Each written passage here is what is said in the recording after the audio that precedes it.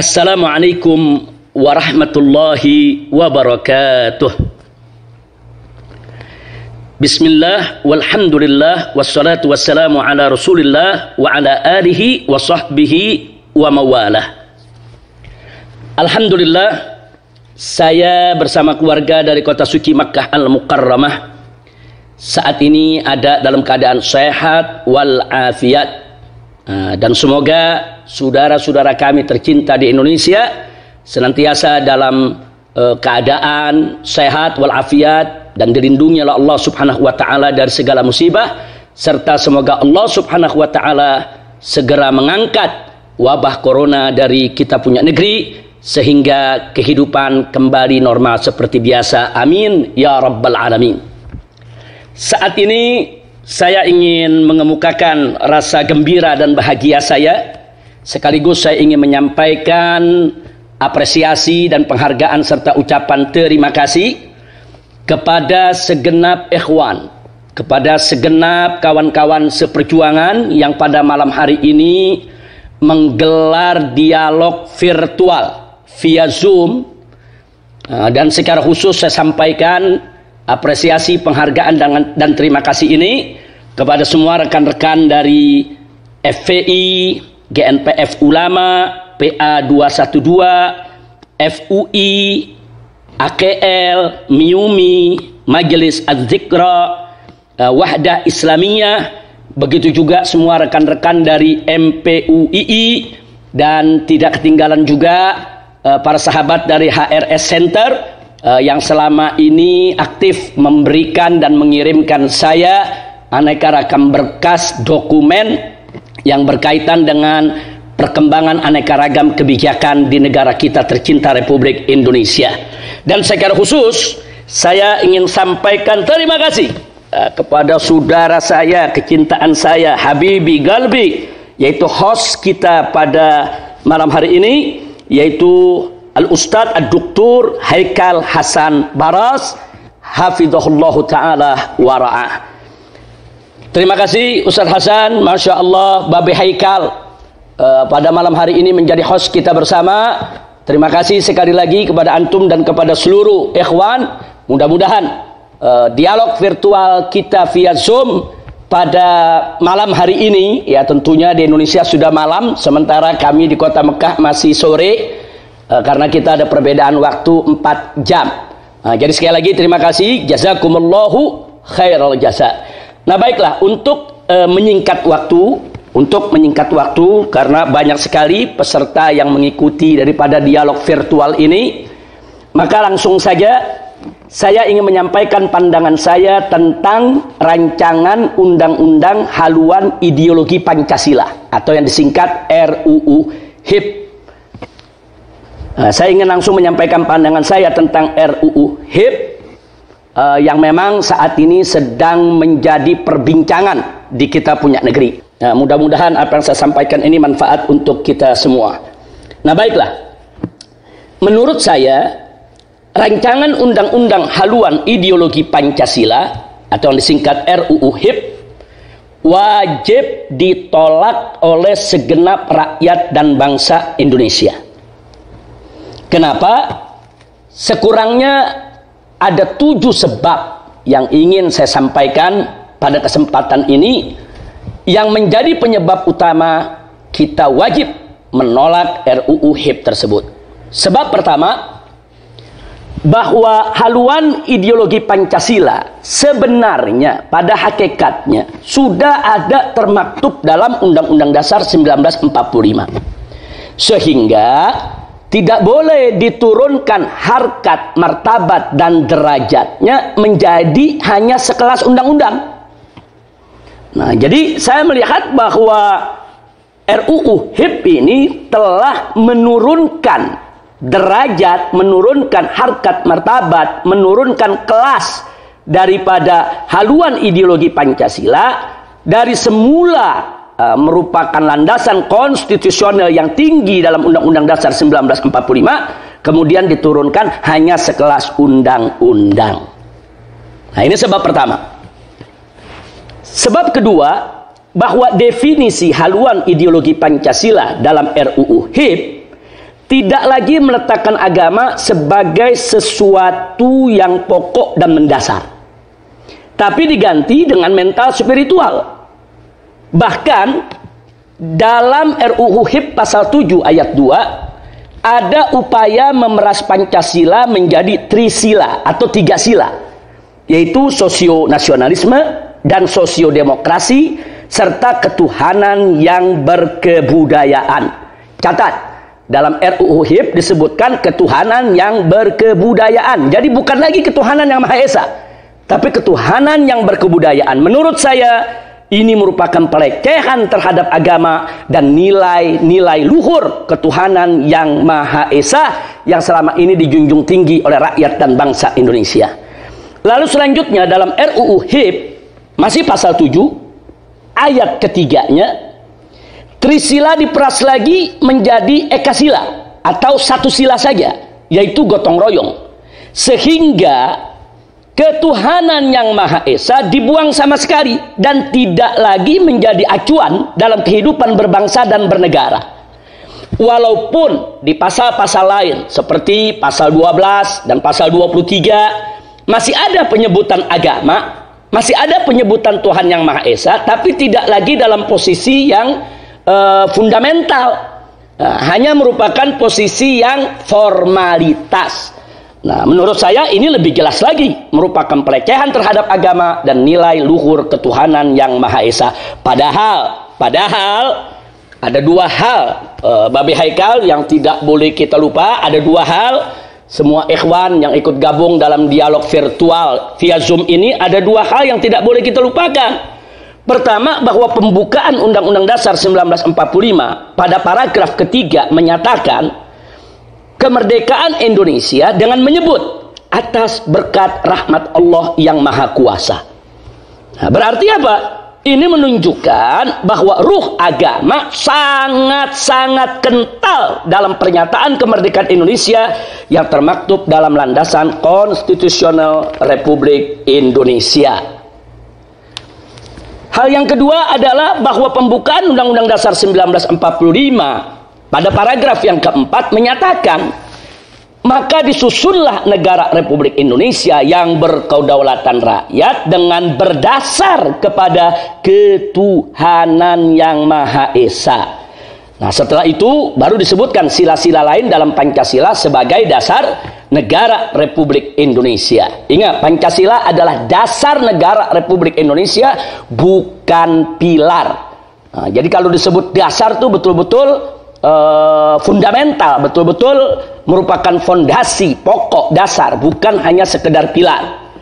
Nah, dua hal ini menunjukkan bahwa sila ketuhanan yang Maha Esa sebagai sila pertama atau sila kepala dari sila-sila yang lain disebut lebih dulu sebagai landasan ideal Republik Indonesia. Dan ini sekaligus menunjukkan bahwa ruh agama yang sangat melekat dengan jati diri bangsa Indonesia. Nah, dengan demikian jelas bahwa RUU HIP dengan demikian jelas bahwa RUU HIP tidak lagi yaitu menjadikan agama maupun ketuhanan yang Maha Esa dalam posisi yang fundamental, dan ini merupakan pelecehan dan ini merupakan salah satu sebab di mana kita harus menolak RUU HIP. Nah, selanjutnya Babe Haikal yang tidak boleh kita lupakan yaitu sebab yang ketiga. Sebab yang ketiga bahwa dalam RUU HIP pasal 5 ayat 1 menyatakan bahwa sendi pokok Pancasila adalah keadilan sosial. Nah, ini ditulis secara letterlock, saya bacakan, tertulis termaktub dalam RUU HIP pasal 5 ayat 1 yang bunyinya sendi pokok Pancasila adalah keadilan sosial. Nah, saya ingin menyampaikan sekaligus ingin mengingatkan diri saya maupun segenap kawan-kawan dan seluruh bangsa Indonesia bahwa redaksi ini, sendi pokok Pancasila adalah keadilan sosial, ini mirip persis dengan manifesto PKI yang pernah digariskan oleh gembong PKI yaitu DN Aidit pada tahun 1963, di mana DN Aidit menyatakan bahwa urat tunjang Pancasila, urat tunjang Pancasila maksudnya sendi pokok atau intisari Pancasila, menurut PKI adalah keadilan sosial, bukan ketuhanan yang Maha Esa. Nah, jadi di sini ingin saya ingatkan bahwa RUU HIP secara terang-terangan telah mengadopsi redaksinya mirip persis dengan manifesto PKI yang pernah disebarluaskan oleh gembong PKI dan NID pada tahun 1963. Nah, padahal dalam batang tubuh UUD 1945 pasal 29 ayat 1 dinyatakan bahwa negara berdasar ketuhanan yang Maha Esa. Nah, dan jadi jelas bahwa berdasarkan landasan konstitusional Republik Indonesia, baik melalui pembukaan maupun batang tubuhnya, bahwa dasar negara Indonesia adalah Pancasila sebagai landasan ideal dan intisarinya adalah ketuhanan yang Maha Esa. Sehingga hanya sila pertama saja yang berhak untuk dikatakan sebagai urat tunjang Pancasila atau dikatakan sebagai sendi pokok Pancasila, bukan yang lainnya. Nah, oleh karenanya tafsir dan pengamalan sila-sila yang lain dalam Pancasila tidak boleh keluar dari nilai-nilai luhur sila pertama sebagai sila kepala, yaitu sila ketuhanan yang Maha Esa. Nah, jadi saya ingin katakan di sini bahwa menjadikan sila keadilan sosial sebagai sendi pokok Pancasila adalah upaya untuk mengeliminir sila ketuhanan yang Maha Esa, sekaligus merupakan upaya jahat untuk mengeliminir Pancasila itu sendiri dengan menjauhkannya dari nilai-nilai ketuhanan yang Maha Esa. Nah, oleh karena itu tidak berlebihan kalau saya ingin katakan di sini bahwa RUU HIP telah kemasukan ideologi PKI. Jadi agenda PKI itu sudah masuk dalam RUU HIP. Ini bukan konon katanya, ini bukan isu atau rumor, tapi ini fakta yang bisa kita buktikan secara ilmiah. Nah, ini sebab ketiga. Nah, kemudian kita melanjutkan lagi sebab keempat. Nah, sekarang sebab yang keempat, bahwa RUU HIP tidak memuat TAP MPRS nomor 25 tahun 1966 tentang pembubaran dan pelarangan PKI serta pelarangan penyebaran paham komunisme, Leninisme, dan Marxisme. Padahal TAP MPRS nomor 25 tahun 1966 merupakan konsideran, merupakan pertimbangan penting bagi RUU HIP untuk melindungi Pancasila dari rongrongan PKI dan segala pahamnya. Dan selama ini kita sudah tahu, sudah menjadi rahasia umum bahwa PDIP dan anak keturunan PKI paling getol menyuarakan tuntutan penghapusan TAP MPRS nomor 25 tahun 1966 tersebut. Jadi artinya di sini ada benang merahnya, ada korelasinya. Selama ini anak keturunan PKI bersama PDIP getol menuntut penghapusan TAP MPRS nomor 25 tahun 66 tentang larangan PKI, karena selama ini tidak pernah berhasil. Akhirnya mereka melakukan strategi lain, yaitu dengan memasukkan manifesto PKI lewat rancangan undang-undang HIP yang kita sedang bicarakan ini. Jadi sekali lagi kita nggak kaget, pantas kenapa TAP MPRS nomor 25 tahun 1966 tidak dijadikan konsideran, tidak dijadikan pertimbangan di dalam RUU HIP ini. Karena memang RUU HIP ini sudah kemasukan daripada agenda atau manifesto PKI yang sudah disiapkan sejak lama. Nah, kemudian sebab yang kelima. Nah, maaf Babe Haikal, memang agak panjang ini, dan kepada kawan-kawan yang lain kalau agak panjang saya minta maaf, karena memang persoalan ini sangat urgent sekali, kita tidak bisa membahasnya secara sembarangan. Nah, langsung saja untuk lebih menyingkat waktu, sebab yang kelima. Nah, sebab yang kelima, kita ingin membuktikan bahwa adanya benang merah, adanya keterkaitan atau adanya hubungan antara RUU HIP dengan agenda PKI. Nah, itu bisa terlihat jelas di mana pada saat ini yang menjadi sebab kelima, bahwa ketua panja RUU HIP adalah anggota DPR RI dari PDIP yang bernama Ripka Ciptaning. Nah, Ripka Ciptaning ini patut diduga kuat bersama komplotannya di DPR RI yang memasukkan manifesto PKI ke dalam RUU HIP. Nah, indikasinya apa? Indikasinya pertama, bahwa Ripka adalah pengarang 2 buku kontroversial yang membela PKI. Nah, yang pertama buku berjudul Aku Bangga Jadi Anak PKI, dan yang kedua adalah buku yang berjudul Anak PKI Masuk Parlemen. Nah, di mana dalam kedua buku ini keberpihakannya, pembelaannya terhadap ideologi PKI sangat jelas sekali. Bahkan pemutarbalikannya terhadap sejarah PKI itu sendiri juga dilakukan dalam kedua buku tersebut. Nah, kemudian yang kedua, bahwa Ripka dalam sejumlah wawancara terekam, tersebar, viral di YouTube dan di medsos-medsos lainnya, bagaimana Ripka menyatakan secara terbuka bahwa PKI adalah korban Orde Baru dan TNI adalah pelaku kejahatan yang membantai PKI. Nah, jadi kita bisa lihat siapa Ripka Ciptaning ini. Jadi jelas bahwa Ripka dan kawan-kawan punya agenda PKI yang disusupkan dalam RUU HIP. Sekali lagi, ini bukan hoax, tapi ini fakta. Ini bukan isu atau rumor, tapi ini bisa kita buktikan dengan indikasi-indikasi kuat yang tidak terbantahkan. Dan yang ketiga, bahwa Ripka dalam ragam wawancara persnya juga mengakui secara terbuka bahwa keluarga dan anak keturunan PKI yang dia memperkirakan ada 20 juta orang, kata dia semuanya menyalurkan aspirasi politiknya ke PDIP.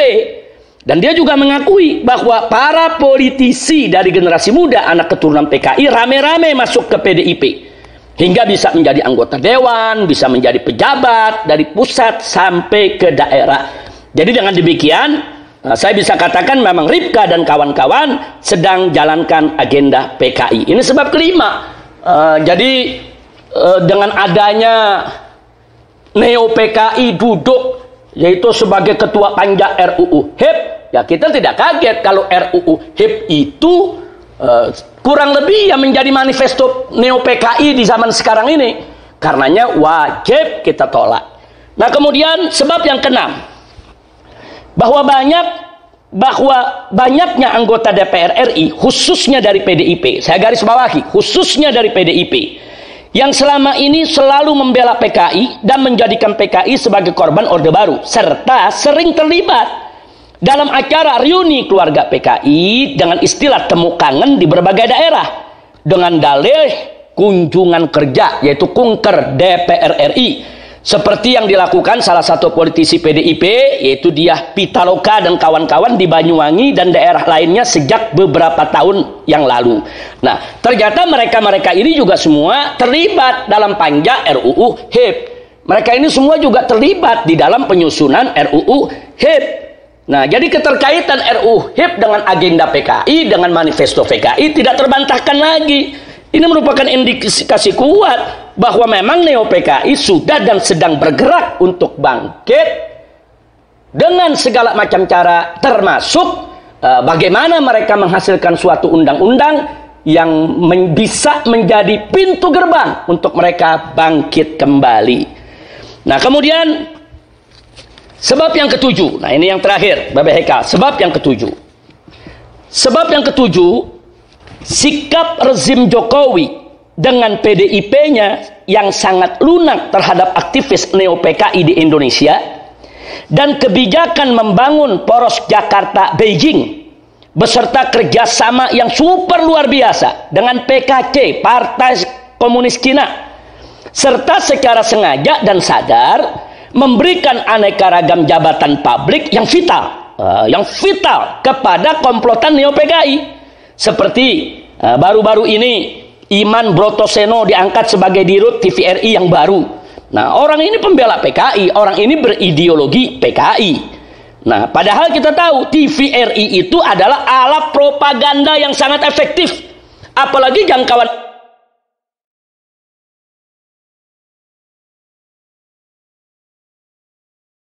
dicapai oleh satu televisi mainstream manapun yang ada di Indonesia. Sehingga dengan adanya yaitu generasi muda Neo PKI menjabat sebagai dirut TVRI, Sehingga gerakan Neo PKI lebih leluasa mengemas dan menjalankan agendanya lewat TVRI.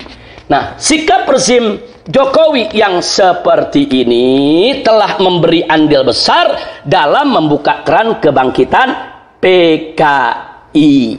Nah, termasuk yang dilakukan oleh rezim Jokowi dan PDIP secara bersama-sama memasukkan generasi muda Neo PKI sebagai anggota panja untuk menyusun daripada RUU HIP tersebut. Ini artinya gerakan ini sangat struktural, gerakan ini sangat sistematis, gerakan ini betul-betul gerakan yang sangat berbahaya dan mengancam daripada keutuhan NKRI. Nah, demikian Babe Haikal, itu 7 sebab yang ingin saya sampaikan. Sebetulnya selain 7 poin yang sudah saya sampaikan tadi, di sana masih banyak persoalan dalam RUU HIP yang perlu disoroti secara fokus dan serius. Dan yang perlu diwaspadai bahwa Neo PKI dalam gerakannya selama ini, hati-hati, selalu menjual kebesaran nama Bung Karno untuk mengelabui masyarakat. Hati-hati.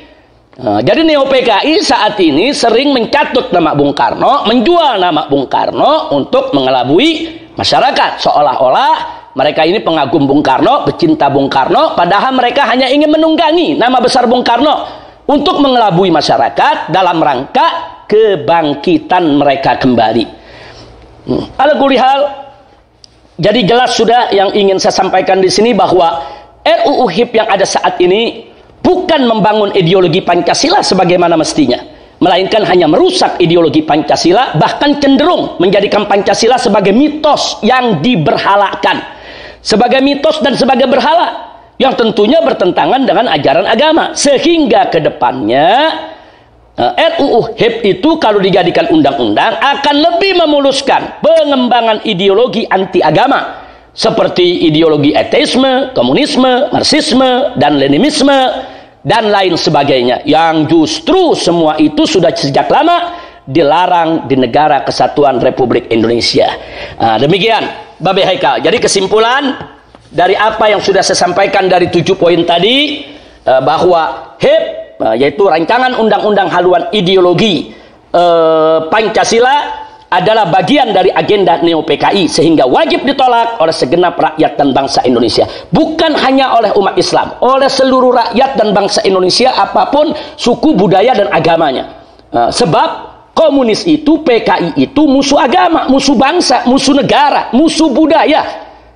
Jadi jangan dikerdilkan kalau ini hanya persoalan umat Islam saja. Tidak, ini persoalan rakyat dan bangsa Indonesia. Seluruh rakyat dan bangsa Indonesia, apapun suku, budaya, agamanya, harus terlibat menjaga keutuhan NKRI dengan menolak daripada agenda Neo PKI yang disebut sebagai RUU haluan ideologi Pancasila tersebut.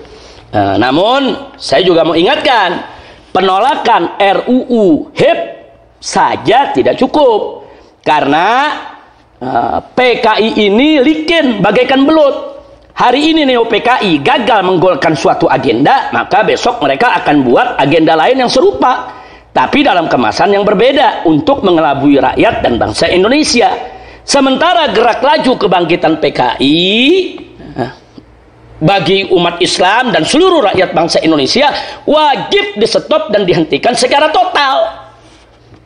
Nah, jadi ini yang mesti kita ingat, kita harus menghentikan agenda Neo PKI ini secara total. Oleh karenanya tidak cukup kalau kita hanya menolak daripada rancangan undang-undang HIP saja. Karena kalau rancangan undang-undang HIP ini kita berhasil menolaknya, mereka akan cari agenda lain yang serupa, tapi dengan kemasan yang berbeda untuk mengelabui rakyat. Karenanya menurut pendapat saya, sekali lagi Babe Haikal, ini menurut pendapat saya, maaf saya katakan menurut pendapat saya, karena ini agak sensitif.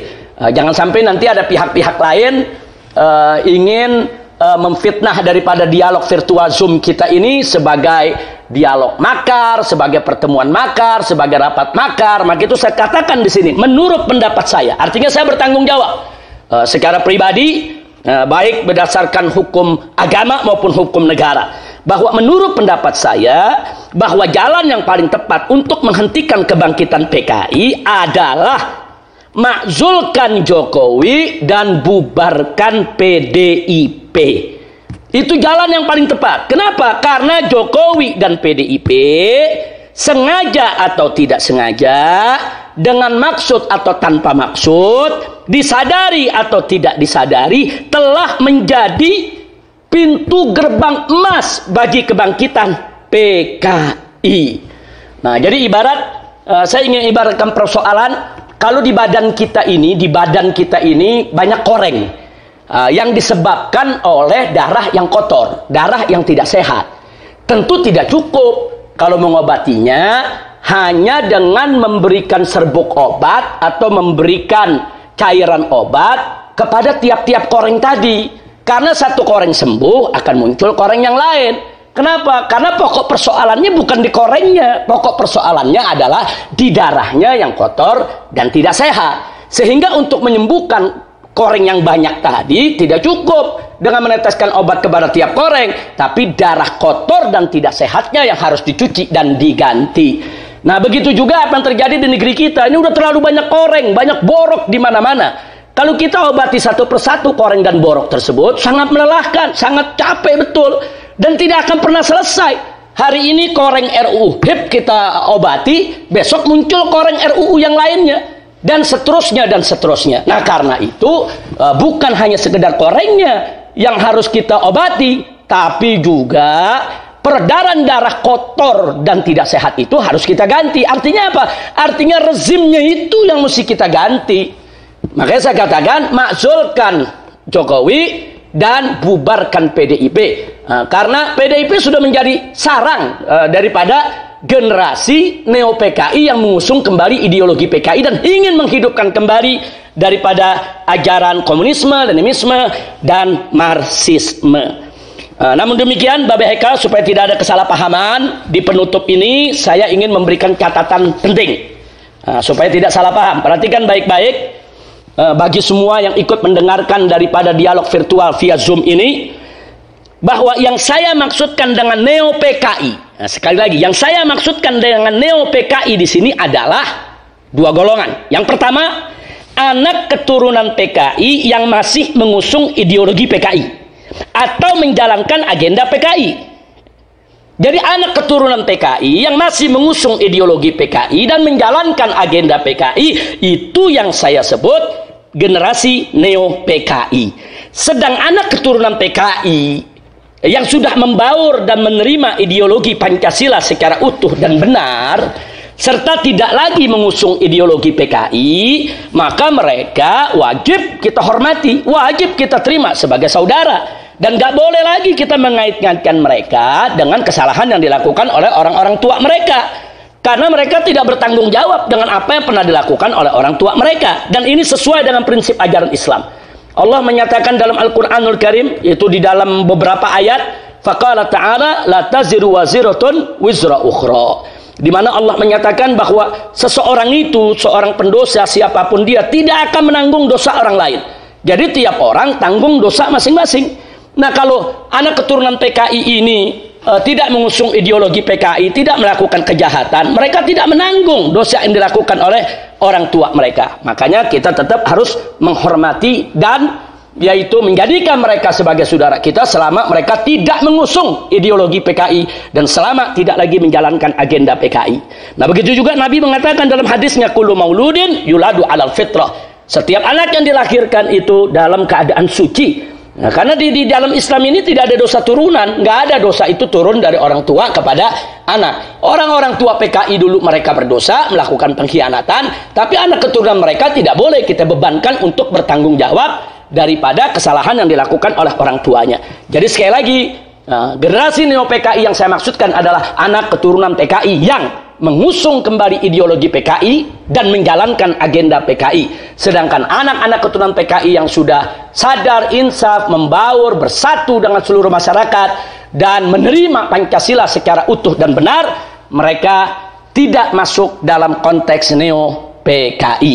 Nah, kemudian yang kedua, golongan kedua yang saya maksudkan generasi neo PKI adalah generasi baru yang bukan keturunan PKI. Mereka tidak ada sangkut paut dengan keluarga besar PKI, akan tetapi mereka getol membela PKI, bahkan getol mengusung ideologinya. Dan secara terang-terangan mereka benturkan itu ajaran-ajaran yang mereka yakini dari ajaran-ajaran Marxisme, Leninisme, begitu juga komunisme untuk menghantam daripada ajaran agama. Nah, generasi baru semacam ini pun walaupun bukan anak keturunan PKI, tetap mereka kita sebut sebagai generasi Neo PKI. Nah, demikian Babi Haikal, Masya Allah. Saya minta maaf sekali lagi begitu panjang yang perlu saya sampaikan, tapi apa boleh buat, tidak bisa tidak ini harus saya sampaikan. Karena keselamatan negara Republik Indonesia begitu penting, harus menjadi yaitu tanggung jawab kita bersama. Nah, demikian yang bisa saya sampaikan dalam kesempatan ini. Dan sekali lagi saya bertanggung jawab penuh secara hukum agama maupun negara atas semua pernyataan tersebut. Bahkan saya setiap saat siap pulang ke Indonesia untuk memberikan pertanggungjawaban demi keselamatan daripada NKRI. Setiap saat saya siap pulang. Yang jadi persoalan sampai hari ini saya masih dicekal, tidak bisa untuk meninggalkan daripada negara Arab Saudi, dan ini merupakan proyek pengasingan yang dilakukan oleh pemerintah Indonesia, oleh rezim Jokowi untuk menjauhkan saya dari masyarakat Indonesia. Jadi kalau mereka ingin meminta pertanggungjawaban saya, kalau mereka betul ingin berhadapan langsung dengan saya, cabut cekal, saya akan hadir di Indonesia setiap saat, insya Allah. Nah, itu saja yang bisa saya sampaikan. Terima kasih Babi Haikal. Sekali lagi saya bertanggung jawab tentang apa yang saya sampaikan pada hari ini. Dan mudah-mudahan Babi Haikal, begitu juga kawan-kawan dari semua ormas yang ada, senantiasa dalam perlindungan Allah Subhanahu wa Ta'ala. Dan insya Allah dalam waktu dekat kita akan berkumpul kembali di Indonesia, dan kita akan berjuang kembali bersama seluruh rakyat Indonesia untuk menyelamatkan NKRI dari gerakan-gerakan PKI dan yang sejenisnya yang ingin menghancurkan NKRI. Kita harus selamatkan NKRI. Kita harus berjuang bersama untuk membela agama, bangsa, dan negara. Sekian yang bisa saya sampaikan. Terima kasih atas waktu yang diberikan. Terima kasih atas perhatian semua. Dan mohon maaf atas segala kesalahan kekurangannya. Dan rasanya untuk Babi Haikal, begitu juga kawan-kawan semua di dialog virtual via Zoom ini, belum terlambat kalau saya sekali lagi mengucapkan minal aidin wal faizin wa kulla amin wa antum bikhair. Itu saja dari kota suci Makkah Al-Mukarramah. Wassalamualaikum warahmatullahi wabarakatuh.